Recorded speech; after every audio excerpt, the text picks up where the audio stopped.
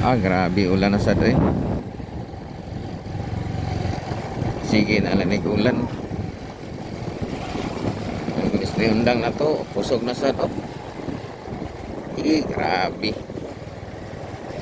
Halos na lang adlaw-adlaw magulan. Tay mahimo ani. Init niya tapos ulan.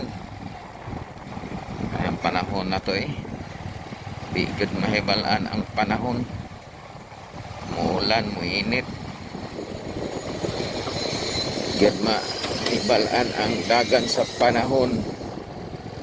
Kunay giingon nga panahon, weather lang. So, ani ra gyud.